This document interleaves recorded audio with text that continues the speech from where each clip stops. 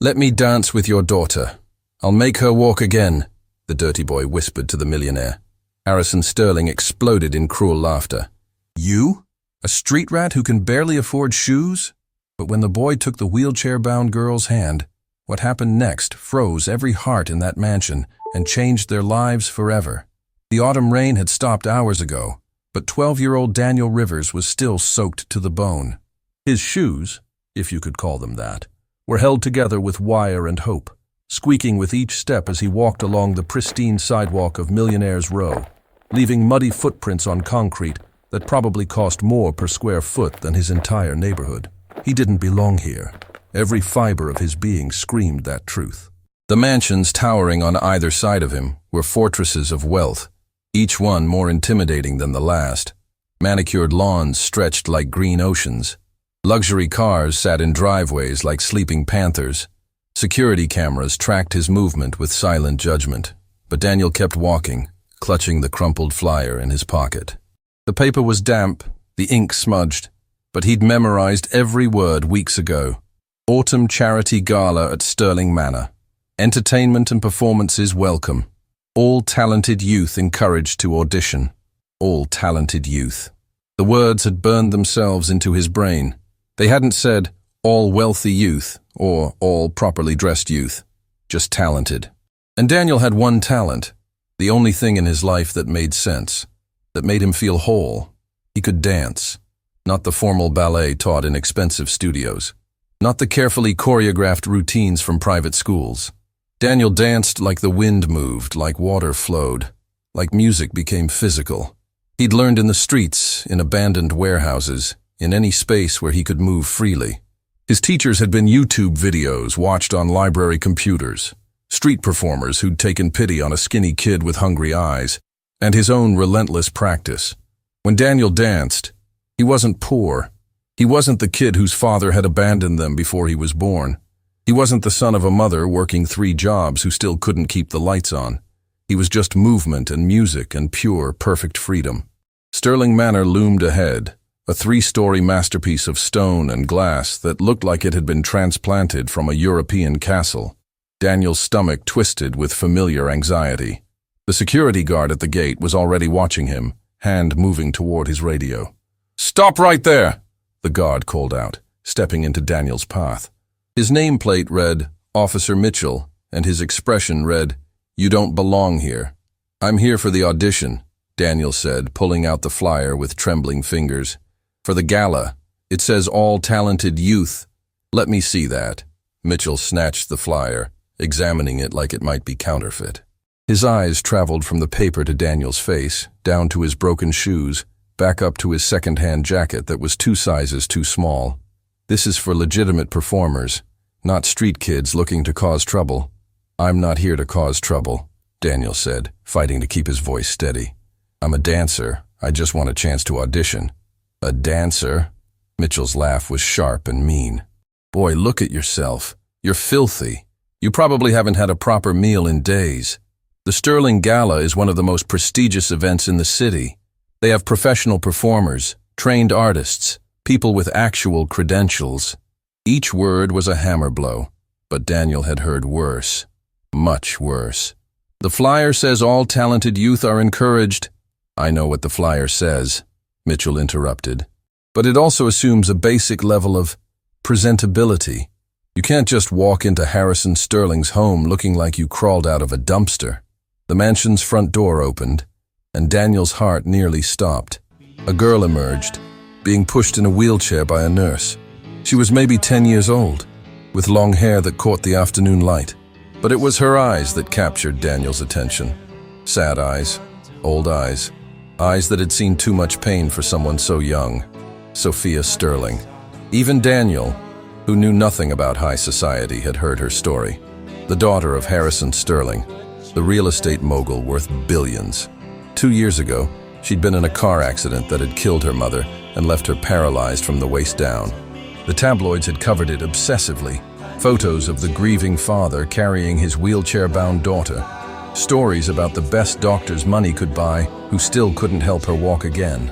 Sophia's gaze found Daniel, and for a moment, they just looked at each other. Her expression shifted. curiosity replacing the boredom that had been there seconds before. "Who's that?" Sophia asked the nurse, pointing directly at Daniel. The nurse, a stern-looking woman named Mrs. Chen, frowned.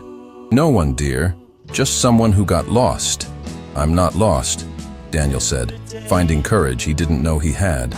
"I'm here to audition for the gala." Sophia's eyes widened. "You're a performer?" "I'm a dancer." "Sophia, we need to go back inside," Mrs. Chen said firmly, beginning to turn the wheelchair. "Wait." Sophia's voice carried surprising authority for someone so young. "I want to see him dance." "Miss Sterling, your father would not approve of—" "My father isn't here right now." Sophia looked directly at Daniel. "Can you really dance, or are you just saying that?" Daniel's hands were shaking. This wasn't how he'd imagined this going. He'd pictured a formal audition, judges sitting at a table, a proper stage, not performing in a driveway for a girl in a wheelchair while a security guard glared at him. But something in Sophia's eyes called to him, a loneliness he recognized, a desperate need for something, anything, real and beautiful in a life that had become defined by limitations and tragedy. "I can dance," Daniel said quietly. "I don't have music, but I don't need it. The music is always there if you know how to listen." Officer Mitchell stepped forward. "Okay, that's enough. I'm calling this in. You need to leave before—" "Let him show me." Sophia's voice was steel wrapped in silk. "1 minute. If he's lying, then Officer Mitchell can escort him away. But if he's telling the truth—" She paused, and for the first time, something like hope flickered across her face. "If he's telling the truth, then I want him to audition for the gala." Mrs. Chen looked deeply uncomfortable, but she also clearly knew better than to argue with Sophia Sterling. "1 minute," she said to Daniel. "Then you leave." Daniel nodded. His heart was pounding so hard he could feel it in his throat. He stepped back, giving himself space, and closed his eyes. The world fell away. The mansion, the security guard, the watching eyes, all of it dissolved. Daniel heard the music that was always playing in his head, felt the rhythm in his bones, and began to move. He'd once seen a documentary about water, how it could be gentle or fierce, how it could carve through stone or nurture life. That's what Daniel tried to capture in his movement. He flowed across the driveway, his body telling a story without words. Every gesture precise yet organic, every turn controlled yet wild. He forgot about his broken shoes, forgot about the mud on his clothes, forgot about everything except the pure joy of movement. This was who he was. This was the only thing that had ever made sense in his chaotic, difficult life. When he stopped, breathing hard, the world snapped back into focus. Sophia's hands were pressed to her mouth, tears streaming down her face. Mrs. Chen looked stunned. Even Officer Mitchell had gone quiet, his earlier hostility replaced by reluctant amazement. "How did you learn to move like that?" Sophia whispered. "I taught myself," Daniel said simply. "I've been dancing since I was 5. "It's the only thing I'm good at." Before Sophia could respond, a voice cut through the moment like a knife. "What exactly is going on here?" Daniel turned to see a man striding down the mansion's front steps, and he knew immediately this was Harrison Sterling. The photos didn't do him justice, or maybe they did him too much credit. He was tall, imposing, dressed in a suit that probably cost more than Daniel's mother made in 6 months. His face was handsome in a harsh way, all sharp angles and cold calculation. But it was his eyes that made Daniel's blood run cold. They were empty, not angry or cruel, just profoundly empty, like looking into windows of an abandoned house. "Daddy!" Sophia's voice brightened. "You have to see this boy dance. He's amazing. He should be in the gala." Harrison's gaze moved to Daniel, and the temperature seemed to drop 10 degrees. His lip curled in an expression that wasn't quite a smile and wasn't quite a sneer. "This child," Harrison said the word like it tasted bad, "was trespassing on private property?" "Sir, I tried to send him away," Officer Mitchell said quickly, clearly afraid. "But Miss Sophia wanted to see him perform, and I thought, you're not paid to think, Mitchell. You're paid to keep undesirable elements away from my home." Harrison walked closer to Daniel, circling him like a predator examining prey. "Look at you. Filthy clothes, broken shoes. You probably haven't bathed in days. And you have the audacity to come to my home, to present yourself to my daughter, looking like something that crawled out of the gutter." Each word was designed to wound, and they hit their marks perfectly. Daniel felt shame burning through him, hot and acidic. "Daddy, stop," Sophia said, her earlier joy evaporating. "He can dance, really dance. You should have seen—" "I don't need to see anything," Harrison interrupted, not even looking at his daughter. His eyes stayed locked on Daniel. "I can see everything I need to see. This is clearly some street urchin who thinks he can con his way into our home, probably planning to steal whatever he can get his hands on." "I'm not a thief," Daniel said, his voice shaking but determined. "I'm a dancer. I came here because the flyer said—" "I know what the flyer said," Harrison cut him off. "It was my wife's idea, years ago. She believed in giving opportunities to talented youth." He said the words mockingly. "She had a bleeding heart for lost causes. But my wife is dead, and I've learned that most people who claim to be talented are simply delusional." The cruelty in his voice was breathtaking. Daniel had faced bullies before, had dealt with people who looked down on him for being poor. But Harrison Sterling's contempt was on another level entirely. It was surgical, precise, designed to destroy. "Let me tell you what I see," Harrison continued, his voice dropping to something almost conversational, which somehow made it worse. "I see a dirty child who's probably practiced a few moves from videos, who thinks that qualifies as talent. I see someone who doesn't understand that real art requires training, discipline, resources, things you clearly don't have and never will have." "You didn't see him dance," Sophia protested, tears in her voice now. "Daddy, please, just watch him for 1 minute." "Sophia, that's enough." Harrison's tone shifted when addressing his daughter, still cold, but with an edge of something that might have been love, buried deep beneath layers of ice. "You don't understand these things. This boy is trying to take advantage of your kind nature." Daniel should have left. Every instinct screamed at him to turn around, walk away, save whatever dignity he had left. But something made him speak. "Let me dance with your daughter." The words hung in the air like a bomb waiting to explode. Harrison Sterling's head snapped toward Daniel, his expression shifting from contempt to genuine shock. "What did you just say?" Daniel's heart was racing, but he forced himself to continue. "Let me dance with Sophia. I've seen her eyes. She's trapped, not just in that wheelchair, but in loneliness. I know what that feels like. Let me show her that movement is more than walking. Let me teach her that she can still dance, even if she can't walk." Harrison's face went through several rapid changes: shock, disbelief, and then something that looked almost like rage. "You arrogant little—" He stopped himself, taking a visible breath. When he spoke again, his voice was deadly calm. "You think you can help my daughter? You, a street rat who probably doesn't even have a home to go back to, think you have something to offer, Sophia Sterling?" "I think everyone has something to offer," Daniel said, surprised by his own courage. "And I think Sophia deserves to feel joy again, to feel like she's more than her wheelchair." For a moment, just a fraction of a second, something flickered in Harrison's eyes. Pain, maybe, or recognition. But it was gone so fast, Daniel might have imagined it. "You want to dance with my daughter?" Harrison asked, and his smile was the cruelest thing Daniel had ever seen. "Fine, I'll make you a deal. The gala is in 2 weeks.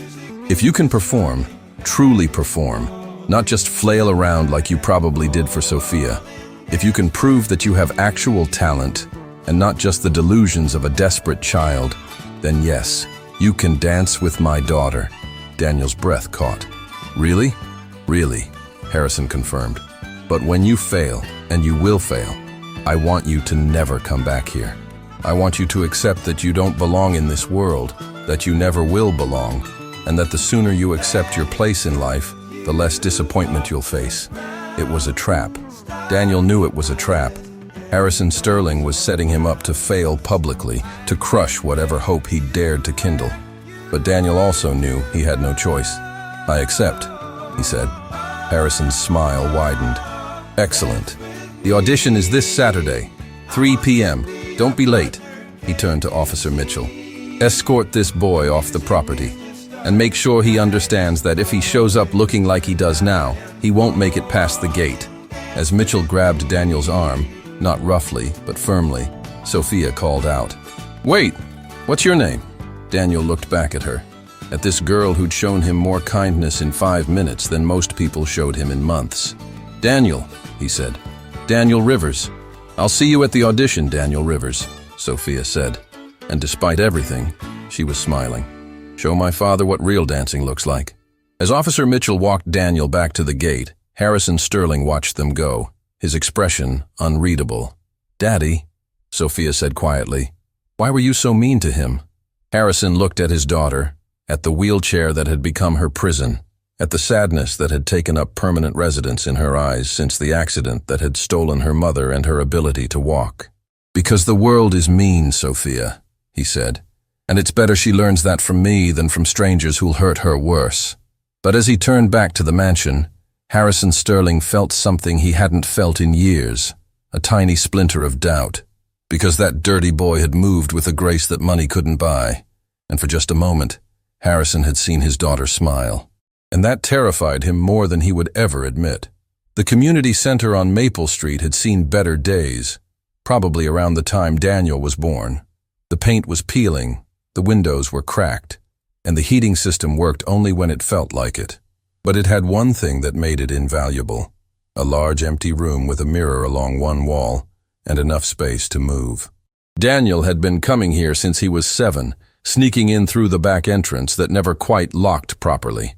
The staff knew he was there. Mrs. Washington, who ran the after-school programs, had caught him once, and instead of kicking him out, had simply said, "Don't break anything, and clean up after yourself."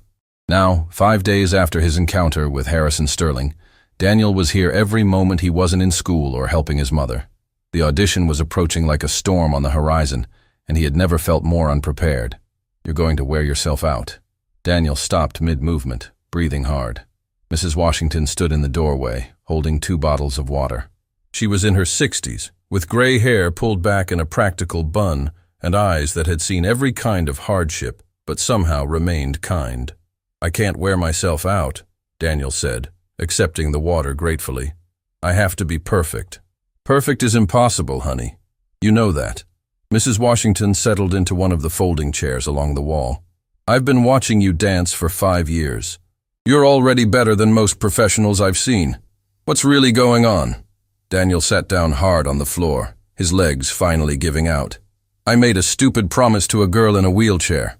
I told her I could teach her to dance even though she can't walk. And her father," his voice cracked, "her father is setting me up to fail, so he can prove that people like me don't belong in his world."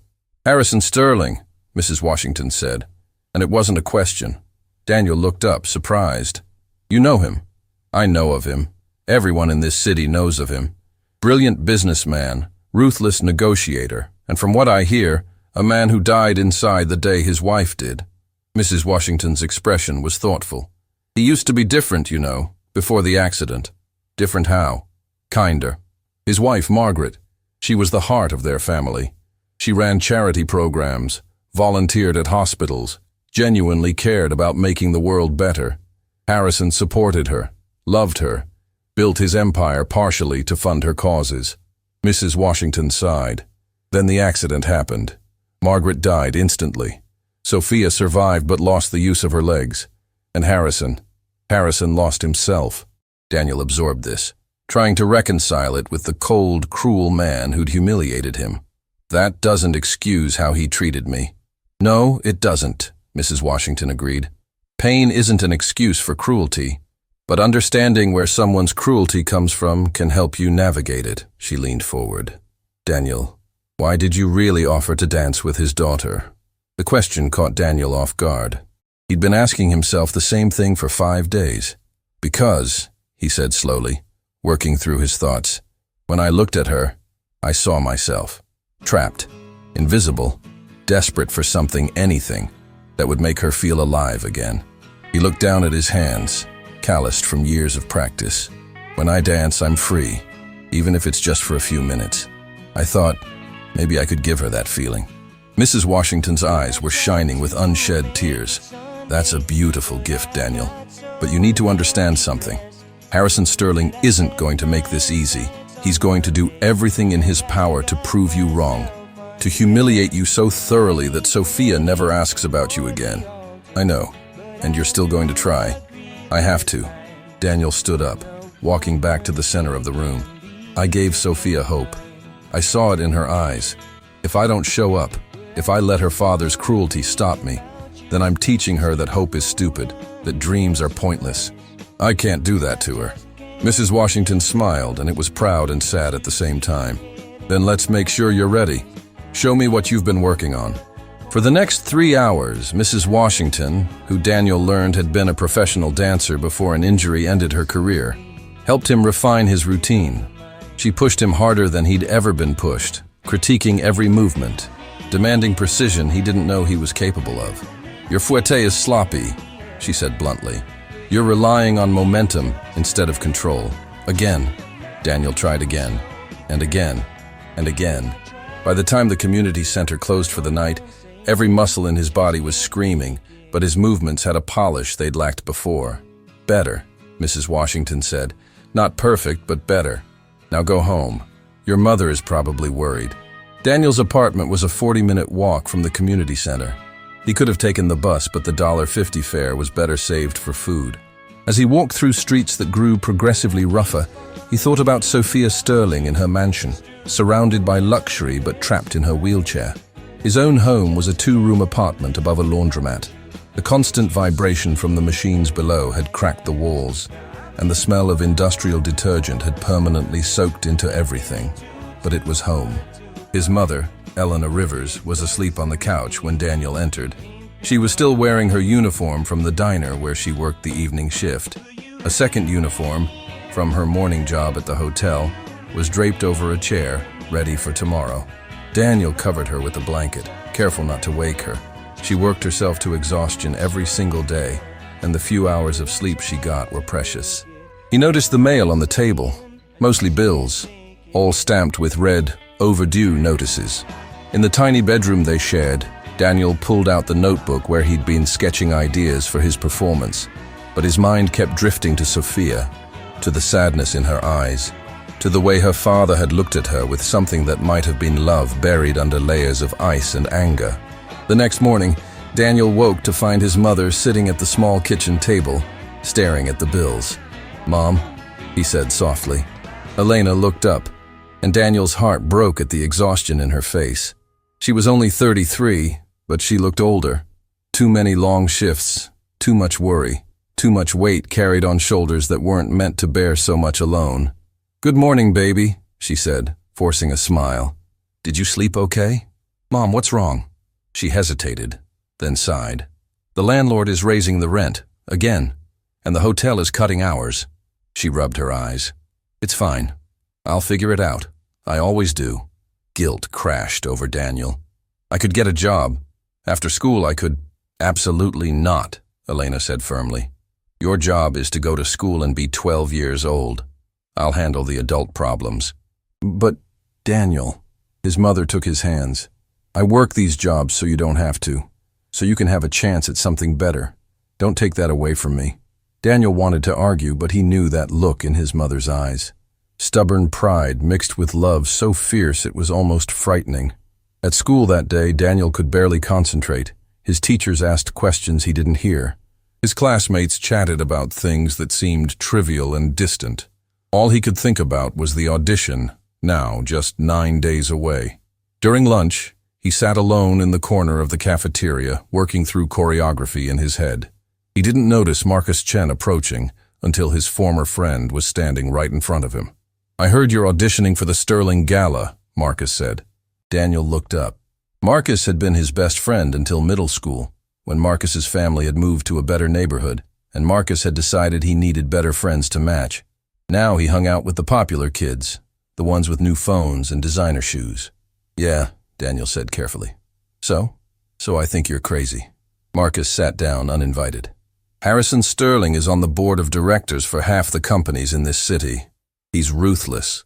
He'll destroy you just for fun. Then why do you care?" Marcus was quiet for a moment. "Because we used to be friends, and I remember how much you loved dancing. I don't want to see you get crushed." "I'll be fine," Daniel said, though he didn't feel fine at all. "Will you?" Marcus leaned forward. "Daniel, I've been to events at Sterling Manor. I've seen how those people operate. They'll eat you alive. The way you dress, the way you talk, where you're from, they'll use all of it against you." "I know," Daniel said quietly. Harrison Sterling already did that. He called me a street rat and a thief. He looked at me like I was garbage. And you're still going through with it? I have to. I made a promise. Marcus shook his head. To whom? To Sophia Sterling. Daniel, she's not your friend. She's a rich girl who was momentarily entertained by seeing a poor kid dance. She probably doesn't even remember your name. The words stung because part of Daniel worried they might be true. But then he remembered Sophia's eyes, the way she'd smiled, the tears that had fallen when she watched him move. You're wrong, Daniel said. She's trapped just like we are. Different cage, same feeling. That's naive, Marcus said, but his voice was gentle now. But I guess that's always been your problem. You believe people are better than they are. After Marcus left, Daniel spent the rest of lunch alone, doubt gnawing at him. Was he being naive? Was he setting himself up for humiliation so complete that he'd never recover? That afternoon, instead of going to the community center, Daniel found himself walking toward Sterling Manor. He didn't plan to go inside, just wanted to see it again, to remind himself what he was fighting for. He was standing across the street, staring at the mansion, when a black sedan pulled up beside him. The window rolled down, and Daniel's stomach dropped. Harrison Sterling sat in the back seat, looking at him with an expression of cold amusement. Mr. Rivers, Harrison said, taking measurements for your robbery attempt? I'm not, Daniel stammered. Relax, boy, I'm joking. Harrison's smile suggested he wasn't joking at all. Get in, I want to talk to you. Every instinct screamed at Daniel to run. But curiosity, and the faint hope that maybe, somehow, Harrison Sterling had changed his mind about him, made him open the car door and slide into the leather seat. The interior smelled like expensive cologne and old money. Harrison studied Daniel like a scientist examining an interesting specimen. You've been practicing, Harrison said. It wasn't a question. Every day, for hours. Good.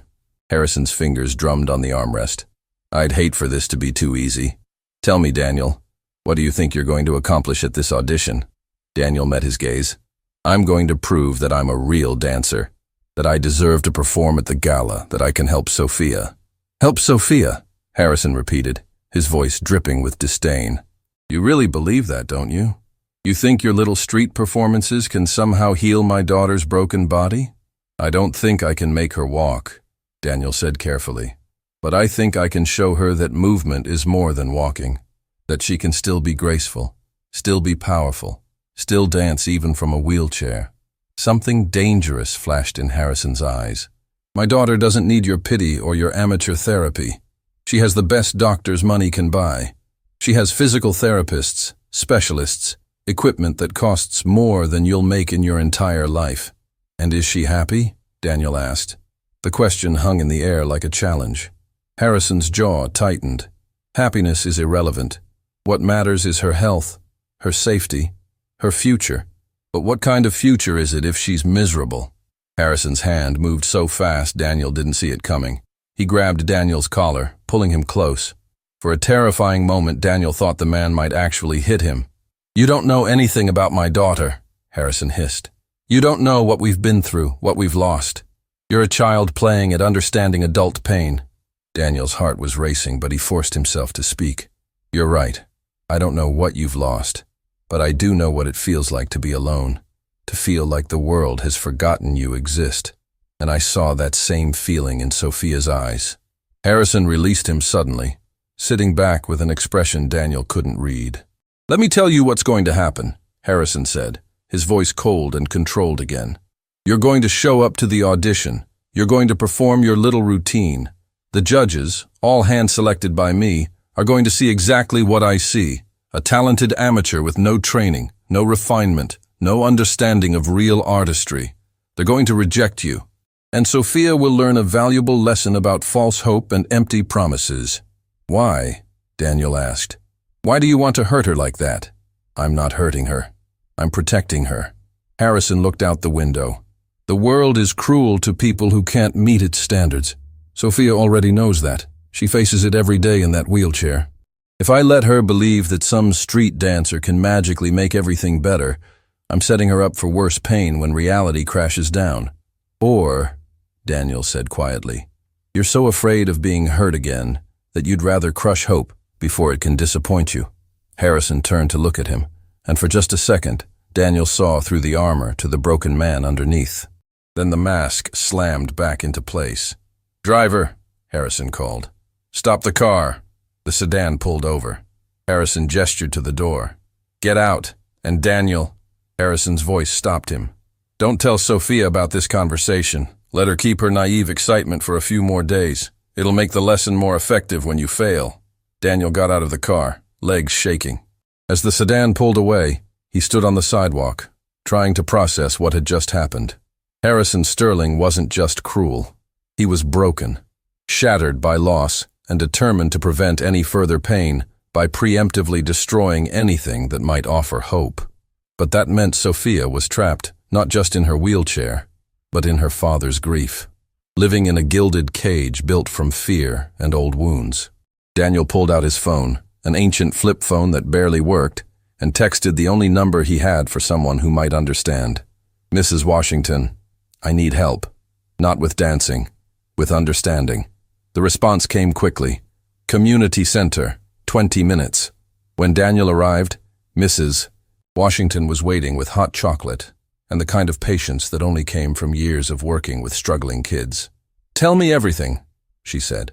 Daniel did. He told her about the car ride, about Harrison's cruelty, about the fear he'd seen beneath the anger. Mrs. Washington listened without interrupting, her expression growing more thoughtful with each word. "That poor man," she said when Daniel finished. "Poor man." Daniel couldn't believe what he was hearing. "He's trying to sabotage me. He wants me to fail so completely that his daughter loses hope." "Yes," Mrs. Washington agreed, "because he already lost hope, and he can't bear to watch someone else go through the same pain he did." She set down her mug. "Daniel, what Harrison Sterling is doing is wrong. But it comes from a wound so deep he can't see past it. His wife died. His daughter was paralyzed. His entire world collapsed in one moment, and he's been living in the rubble ever since. That doesn't excuse—" "No, it doesn't," Mrs. Washington interrupted. "But understanding his pain can help you reach him. Because the real challenge isn't the audition, Daniel. It's breaking through Harrison's armor to show him that hope isn't his enemy." Daniel sat with that for a long moment. "I don't know if I can do that." "Neither do I," Mrs. Washington admitted. "But I know you're going to try, because that's who you are." As Daniel walked home that night, he thought about Harrison Sterling's empty eyes, about Sophia's sad smile, about his own mother working herself to death for his future. Everyone was trapped in something. Everyone was fighting battles that others couldn't see. And in 8 days, Daniel would walk into that audition and try to show them all that movement could be freedom, that grace could exist without walking, that hope was worth the risk of pain. He just hoped he was strong enough to deliver on that impossible promise. The day before the audition, Daniel's world fell apart. His mother collapsed at the diner during the lunch rush. The manager called Daniel out of school, voice tight with worry. "Your mom's at Mercy Hospital. She's asking for you." Daniel ran the 12 blocks, lungs burning, terror clawing at his chest. He found Elena in a bed in the emergency room, looking small and fragile under harsh fluorescent lights. "I'm fine," she said immediately, seeing the panic in his eyes. "Just exhaustion. They want to keep me overnight for observation." "Mom!" "Daniel, listen to me." Her hand gripped his with surprising strength. "Tomorrow is your audition. You're going. I'll be fine here. I can't leave you." "Yes, you can. You will." Elena's eyes were fierce. "I didn't work 3 jobs so you could give up on your dreams because I got tired. You're going to that audition, and you're going to dance like your life depends on it." A nurse entered with discharge papers. Not overnight observation. They were sending her home because she couldn't afford to stay. Daniel saw the shame in his mother's eyes and felt something break inside him. That night, alone in their apartment while his mother slept fitfully on the couch, Daniel found an old shoebox under her bed. Inside were newspaper clippings, all about the Sterling family. Articles about the car accident that killed Margaret Sterling. Photos of Harrison carrying young Sophia from the wreckage. And one article that made Daniel's blood run cold. Sterling's last dance. Businessman's secret past as professional dancer ends with wife's death. Harrison Sterling had been a dancer. A brilliant one, according to the article. He'd given it all up for business, but Margaret had encouraged him to keep dancing privately. The night of the accident, they'd been returning from a dance competition, where Harrison had performed for the first time in years. He'd been driving. Daniel understood everything now. Harrison wasn't just grieving his wife and his daughter's paralysis. He was drowning in guilt, convinced that his dancing, his passion, had killed his wife and destroyed his daughter. Saturday arrived with cruel sunshine. Daniel dressed in his Goodwill shirt and altered pants, but now he carried something more than hope. He carried understanding. The mansion's ballroom was transformed. A makeshift stage, 3 judges, and Harrison Sterling standing behind them like an executioner at a trial. 5 other performers went first. Technically perfect, emotionally empty. The judges nodded approvingly. Harrison watched with dead eyes. Then they called Daniel's name. He walked to the stage, found Sophia in the crowd. She mouthed, "For me." The music started. Daniel didn't just dance. He told a story of loss and guilt, of love that survived death, of a man who'd stopped dancing because he blamed beauty for tragedy. Every movement was a conversation with Harrison Sterling's broken soul. When the music ended, the ballroom was silent. Then one of the judges, an elderly woman named Catherine Moore, stood up, tears streaming down her face. "In 40 years of judging dance," she said, voice shaking, "I have never seen anything like that. The technical precision was remarkable for someone self-taught, but the emotion, the storytelling." She looked at Harrison. "This boy has a gift." The other 2 judges nodded agreement. One was already writing notes. "We should discuss compensation for the gala, perhaps a featured—" "No." Harrison's voice cut through the room like a blade. He stepped forward, face pale, hands clenched into fists. "Absolutely not. This boy will not perform at the Sterling Gala." "Harrison, did you not see what we just witnessed?" Catherine protested. "I saw a street performer with some natural ability and no formal training." Harrison's voice was ice. "The Sterling Gala showcases trained professionals, not charity cases we pulled from the sidewalk." "That's not fair!" Sophia's voice rang out. She'd wheeled herself forward, face flushed with anger. "Daddy, he was incredible. You know he was." "Sophia, that's enough." "No, you promised. You said if he was good enough, he could dance with me." Tears streamed down her face. "You lied!" Harrison's expression flickered. Pain, guilt, something desperate, but his voice remained firm. "I said if he demonstrated professional-level talent. He did not meet that standard." "You're lying because you're scared," Sophia shouted. "You saw what I saw. Everyone saw it." "Guards," Harrison called. "Please escort Mr. Rivers from the property." 2 security guards moved toward Daniel, but Catherine Moore stepped between them. "Harrison Sterling, I have known you since you were a boy. I taught your wife to dance. I was at your wedding." Her voice trembled with fury. "What you're doing right now would break Margaret's heart." Harrison's face went white. "Don't you dare. She would be ashamed of you. Using your grief as an excuse to destroy hope, to crush beauty, to deny your daughter something that makes her smile for the first time in 2 years. Get out!" Harrison roared, losing all composure. "All of you, the audition is over. There will be no street performers at my gala."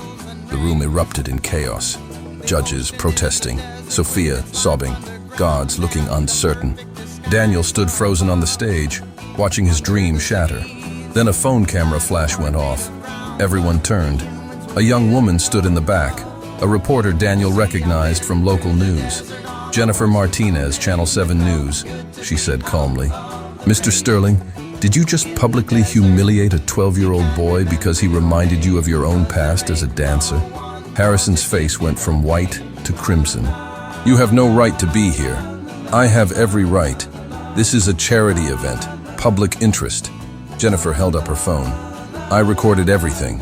The performance, your daughter's plea, your rejection, should make for a very interesting story about how Manhattan's most prominent philanthropist treats talented children from poor families. You wouldn't dare. Watch the 6 o'clock news." Jennifer's smile was steel. "The public can decide if you were being a protective father or just cruel." Harrison looked like he might explode. But before he could speak, Sophia wheeled herself to the center of the room. "I have something to say." Her voice was small but steady. "My father thinks he's protecting me, but he's not. He's trapping me, just like he trapped himself when he stopped dancing after Mom died. Sophia, please! Harrison's voice cracked. I found Mom's journals, Daddy, the ones she kept about the accident. She wrote that you blamed yourself, that you thought your dancing killed her. Tears streamed down Sophia's face. But she also wrote that the last thing she said before she died was keep dancing, and you never did. You locked that part of yourself away, and now you're trying to lock me away too. The silence was absolute. Harrison Sterling stood in the center of his ballroom, surrounded by witnesses to his cruelty, his secrets exposed, his daughter's pain laid bare.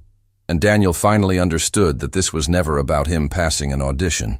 This was about Harrison Sterling facing the man he'd become when he stopped being the man his wife loved. Everyone out, Harrison whispered.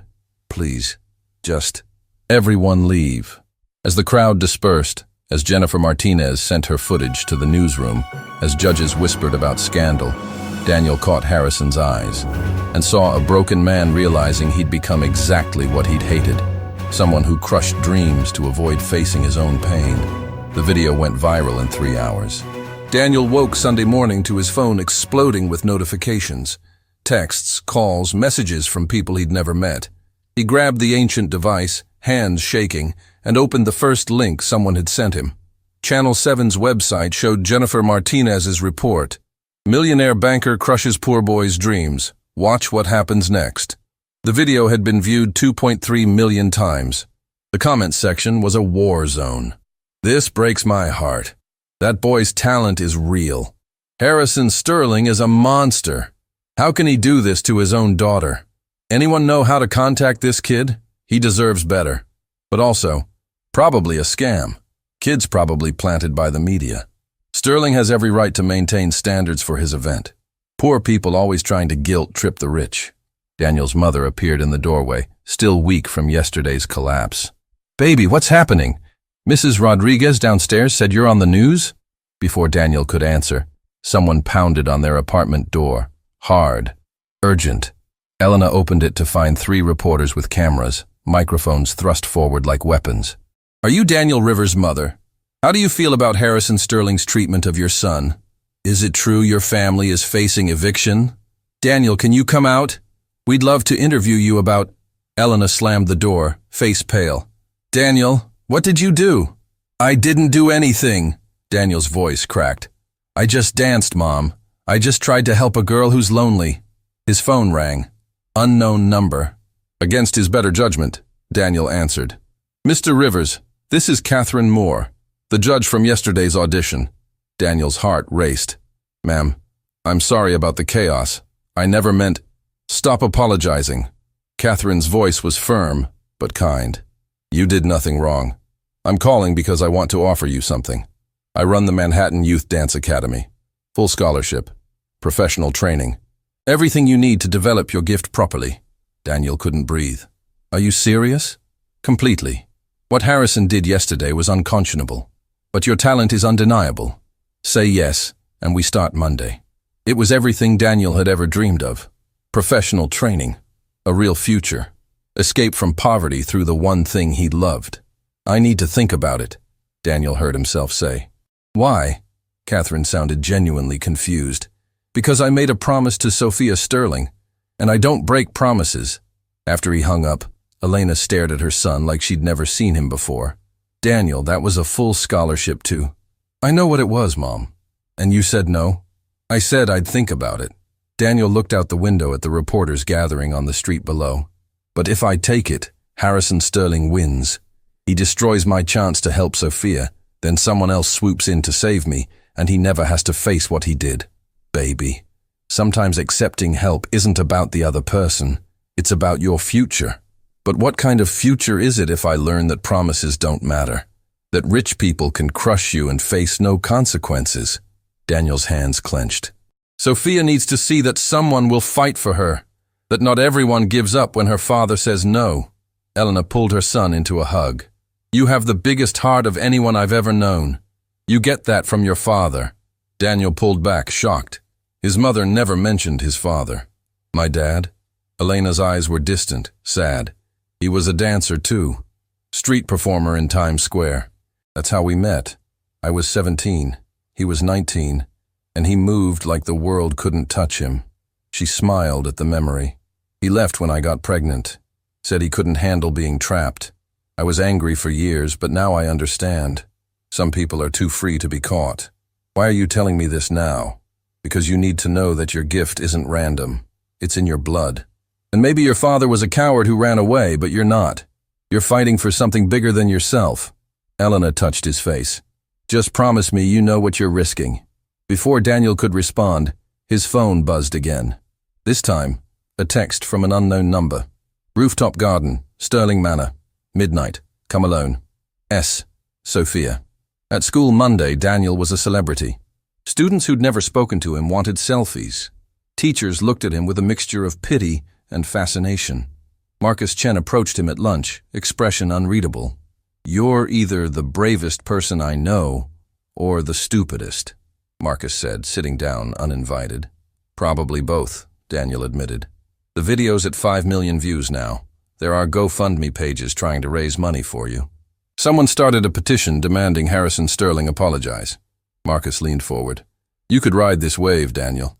Catherine Moore's scholarship, media sympathy, donations. You could actually escape. Escape to what? A life where I abandoned someone who needed help? A life where you're not poor, Marcus's voice rose. Do you understand what's being offered to you? My family would kill for the opportunities you're getting right now. Then maybe they should make viral videos, Daniel snapped. Marcus stood up, hurt flashing across his face. You know what your problem is? You think suffering makes you noble. It doesn't. It just makes you suffer. He walked away before Daniel could respond. That night, Daniel told his mother he was going to the library. Instead, he took 2 buses and walked 3 miles to Sterling Manor, arriving at the gates just before midnight. Officer Mitchell was there, but this time his expression was conflicted. I'm not supposed to let you in. But Miss Sophia called the security office herself. Said if I didn't let you through, she'd tell her father I've been taking naps during my shift. Mitchell sighed. She's on the rooftop garden. Take the service elevator to the 5th floor, then the stairs. The rooftop garden was beautiful. A secret paradise of flowers and fountains, hidden above the city. Sophia sat in her wheelchair near the edge, wrapped in a blanket against the autumn cold. You came, she said, relief evident in her voice. You asked. I wasn't sure you would. After what my father did, after the video. Sophia looked down at her hands. I'm so sorry, Daniel. I never wanted you to be humiliated like that. It's not your fault, isn't it? Sophia's voice was bitter. I'm the one who begged you to perform. I'm the one who gave you hope that my father might actually keep his word. Why did you ask me to come here? Sophia reached into a bag beside her wheelchair and pulled out an old leather journal. This was my mother's. She kept it from the time she met my father until the night she died. The last entry is from the car, written while my father was driving. She knew they were going to crash. The other driver was coming straight at them, drunk, wrong side of the road. She had maybe 20 seconds. Sophia's hands trembled as she opened to the final page. I want you to read what she wrote. Daniel took the journal carefully. The handwriting was shaky, desperate. To whoever finds this, tell Harrison he was wrong about everything. The accident isn't his fault. Dancing didn't kill me. Love didn't kill me. A drunk driver killed me. And that's just cruel randomness. Tell him to dance again. Tell him to let Sophia dance. Tell him that imprisoning himself in guilt is the real tragedy. Tell him I loved him completely, perfectly. And that means trusting he'll survive this and choose life. Choose joy. Choose to believe that beauty is worth the risk. Always worth the risk. Tell Sophia her mother's last thought was pride. Pride that she'll grow up brave enough to love despite pain. And tell Harrison to stop punishing himself with success and start honoring me with happiness. Dance, my love. Please, for me. Keep Dan. The entry stopped mid-word. That's when the impact had happened. Daniel looked up to find Sophia crying silently. My father has never read this. He couldn't bring himself to open her journals. But I read them all. Every single one. And I realized my father didn't stop dancing because he hated it. He stopped because he loved it so much that keeping it would mean facing how much he lost. Sophia, why are you showing me this? Because tomorrow my father is holding a press conference. He's going to apologize publicly for how he treated you. His PR team is forcing him, but it won't be real. It'll be damage control. Unless... Sophia looked at Daniel with desperate hope. Unless you're there. Unless you bring this journal. Unless you make him read what my mother actually wanted. He'll never listen to me. I'm just the poor kid who embarrassed him. No, Sophia said fiercely. You're the dancer who reminded him of everything he's been running from. You scare him, Daniel, because when he looks at you, he sees himself at your age, full of passion and hope and the belief that movement could save your soul. A sound behind them made them both turn. Harrison Sterling stood in the doorway to the rooftop, still wearing his business suit despite the late hour. His expression was unreadable. Sophia, I've been looking everywhere for you. Mrs. Chen said you weren't in your room. He stopped, seeing Daniel. What is he doing here? Daddy, please just listen. No. Harrison's voice was dangerously quiet. I have spent 2 days dealing with public relations nightmares because of this boy. My business partners are questioning my judgment. My reputation is being shredded across social media. And now I find him on my private rooftop with my daughter in the middle of the night. He's here because I asked him to be, Sophia said, lifting her chin. And I have something you need to see. She held up the journal. Harrison's face went white. Where did you get that? From Mom's study. You locked the room, but you forgot I still had the key you gave me before the accident. Sophia's voice was steady despite her tears. I've read all her journals, Daddy. Every single one. And the last entry is something you need to hear. I don't... Harrison's composure was cracking. Put that away. No. You've been running from this for 2 years. You've been punishing yourself and me and everyone around you because you're too afraid to face what Mom actually wanted. Sophia thrust the journal toward Daniel. Read it. Out loud. Daniel looked between father and daughter, saw the desperation in Sophia's eyes and the terror in Harrison's, and made a choice. He began to read. With each word, Harrison Sterling's armor shattered piece by piece.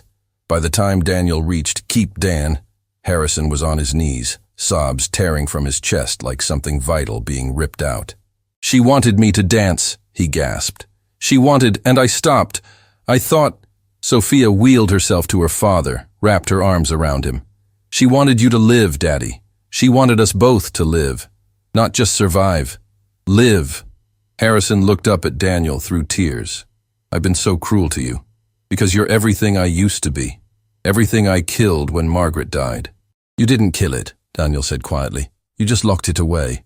And maybe I can't make Sophia walk, but maybe I can show you both that movement, real movement, doesn't require working legs. It just requires a willing heart.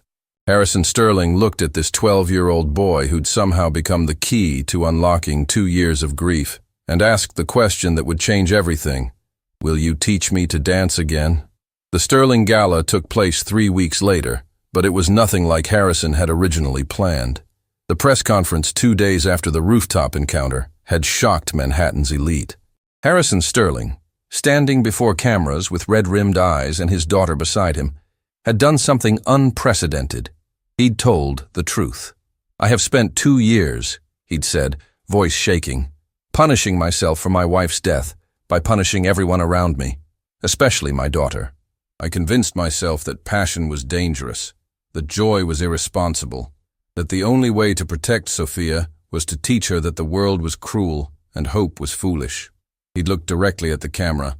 I was wrong, and I owe Daniel Rivers an apology that no words can adequately express. This boy saw my daughter's pain and offered her something I couldn't, the belief that being broken doesn't mean being dead. The video had gone even more viral than Jennifer Martinez's original report. Now, standing backstage at the gala, Daniel felt his hands trembling. His mother stood beside him, wearing a dress that Catherine Moore had insisted on buying her. Elena looked beautiful and terrified in equal measure. You don't have to do this, she whispered, if it's too much pressure. Mom, I made a promise. Daniel squeezed her hand, and for the first time in my life I have the chance to actually keep one. The ballroom was packed, every seat filled with Manhattan's elite, but also, at Harrison's insistence, with people from Daniel's neighborhood. Mrs. Washington sat in the front row beside Mrs. Rodriguez. Marcus Chen was there with his family, looking uncomfortable in a suit. Catherine Moore had brought her entire academy. and in the center of the front row, Sophia Sterling sat in her wheelchair, wearing a dress that shimmered like starlight. The lights dimmed. A single spotlight illuminated the stage. Harrison Sterling walked out, and the crowd fell silent.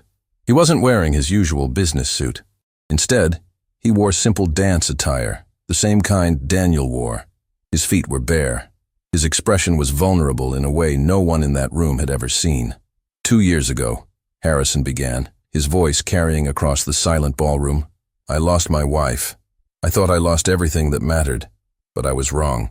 I also lost myself. I stopped dancing because I blamed beauty for tragedy. I stopped living because I was afraid of feeling. He looked toward the wings where Daniel waited. Then a 12-year-old boy reminded me that my wife's last words weren't about fear. They were about faith. Faith that life continues. Faith that love survives death. Faith that movement, real movement, comes from the heart, not the legs. Harrison extended his hand toward the wings.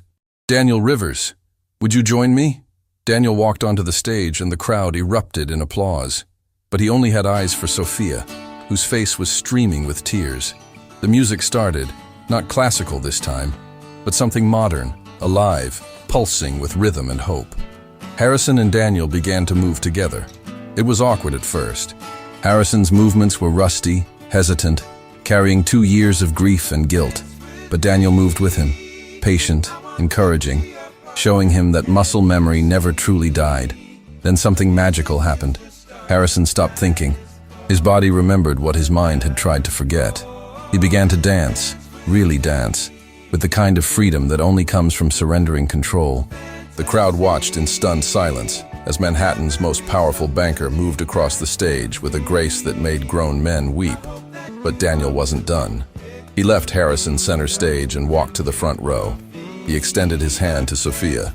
Your turn, he said simply. Sophia looked at him with wide eyes. Daniel, I can't. You can. Not the way you used to, but in a new way. A way that's yours. Daniel's smile was gentle. Trust me. Sophia took his hand. Daniel lifted her from the wheelchair. She was light, so light, and carried her to the stage. Harrison moved to help, but Daniel shook his head. This was Sophia's moment. He set her down gently in the center of the stage, supporting her weight, and the music shifted to something slower, dreamlike. I can't move my legs, Sophia whispered. Then we move everything else, Daniel replied, and they danced. Daniel became Sophia's legs, moving them together across the stage while her arms created shapes. Her upper body told stories. Her face expressed emotions that words could never capture. She wasn't dancing despite her wheelchair. She was dancing as herself, complete and whole and beautiful. The crowd was silent except for the sound of people crying. When the music ended, Daniel lowered Sophia gently back into her wheelchair. But before he could step away, she grabbed his hand. Thank you, she whispered, for seeing me. Harrison joined them on stage, and for the first time in 2 years, he pulled his daughter into a hug that wasn't about protection or guilt, just pure love. Then he looked at Daniel. I have something for you. He gestured to the wings. Mrs. Washington walked out, carrying a folder. 3 days ago, Harrison said, addressing the entire ballroom now, I established the Margaret Sterling Foundation for Artistic Excellence. Its mission is to provide full scholarships, training, and support for talented young people from families who couldn't otherwise afford professional arts education. He turned to Daniel. You are our first scholarship recipient. Full funding for Catherine Moore's Academy, plus a living stipend for you and your mother. No child should have to choose between helping their family and developing their gifts. Daniel couldn't breathe. Mr. Sterling, there's more. Harrison's smile was real this time. I'm also creating a specialized program called Dance Without Limits, adaptive dance training for children with disabilities. Sophia will co-direct it, and we'd like you to be our lead instructor. The crowd erupted in applause, but Daniel could barely hear it over the roaring in his ears. Why? He managed to ask. Why are you doing this? Harrison knelt down so they were eye level. Because you gave me back something I thought was dead. You showed me that my wife's legacy isn't grief, it's grace. You taught my daughter that limitation isn't the same as impossibility. And you proved that real wealth isn't measured in bank accounts, but in the courage to keep dancing even when the world tells you to stop. He stood, addressing the crowd again. Every person in this room has something they stopped doing because of fear, because of loss, because someone told them they couldn't or shouldn't. Daniel Rivers is 12 years old and has nothing except a gift and the refusal to give up on promises. If he can find the courage to dance, so can we all. The standing ovation lasted 5 full minutes. Later, as the gala wound down, Daniel stood on the rooftop garden with his mother. Below them, Manhattan glittered like a constellation brought to earth. "Your father would be proud," Elena said softly. "Maybe," Daniel replied, "but I think I'm finally proud of myself. Not because I'm getting a scholarship or because I'm on the news, but because I kept my promise. I showed Sophia she could dance. I showed Harrison he could live again." Elena pulled her son close. "You showed everyone that dignity doesn't require wealth, that talent doesn't require pedigree, and that the bravest thing anyone can do is believe in hope when the world demands despair." Behind them, the rooftop door opened. Sophia wheeled out, Harrison pushing her chair. "There you are," Sophia said, smiling. "We've been looking everywhere." "Sorry," Daniel said. "Just needed some air." Harrison stepped forward, and for a moment, he looked uncomfortable. Then he did something Daniel never expected. He extended his hand for a formal handshake. "Thank you, Daniel, for everything." Daniel shook his hand, and in that gesture was reconciliation, respect, and the acknowledgement that sometimes the most important lessons come from the most unexpected teachers. 6 months later, the Margaret Sterling Foundation had provided scholarships to 200 children across 5 states. Dance Without Limits had programs in 12 cities, and Daniel Rivers, the dirty boy who'd walked into Sterling Manor with nothing but hope and talent, had become the face of a movement proving that excellence blooms wherever courage is planted. But the moment Daniel treasured most came during their first Dance Without Limits showcase. Sophia performed a piece she'd choreographed herself, a solo that used her wheelchair not as a limitation, but as an extension of her artistry. Wheels spinning, arms flowing, face radiating joy. When she finished, the audience stood and cheered. But Sophia wheeled directly to where Harrison sat in the front row. "Did you see, Daddy? Did you see me dance?" Harrison was crying openly now, no longer ashamed of his tears. "I saw you fly, sweetheart. Your mother would be so proud." "She'd be proud of you too," Sophia said, "for choosing to live again, for choosing us." As father and daughter embraced, Daniel stood in the wings with his mother, watching the family he'd helped heal. "You changed their lives," Elena whispered. "No," Daniel replied, thinking of his mother's sacrifices, of Mrs. Washington's patience, of Sophia's courage, of Harrison's transformation. "We changed each other. That's what real dancing is, moving together, supporting each other, creating something beautiful that none of us could create alone." And in that moment, Daniel Rivers understood the most important lesson of all, that true wealth isn't what you have, but what you give. That real strength isn't never falling, but always rising. And that the most powerful thing anyone can do is dance, not just with their feet, but with their whole heart, even when the world says it's impossible, especially then. Dance with me, I want to be your partner, can't you see? The music is just starting, night is calling, and I am falling. Dance with me. Fantasy could never be so killing, I feel free. I hope that you are willing. Pick the beat up and kick your feet up. Dance with me. Let it lift you off the ground. Starry eyes and love is all around us. I can take you where you want to go.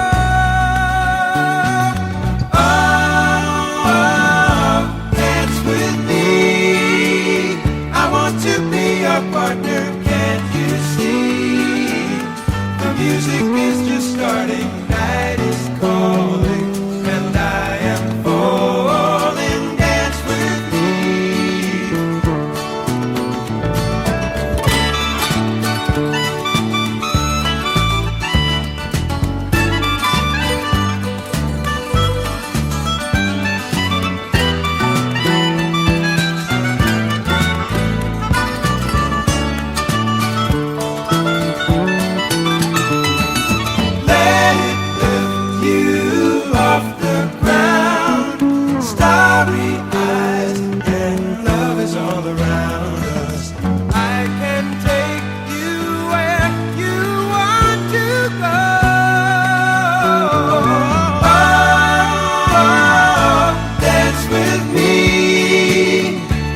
want to be your partner, can't you see?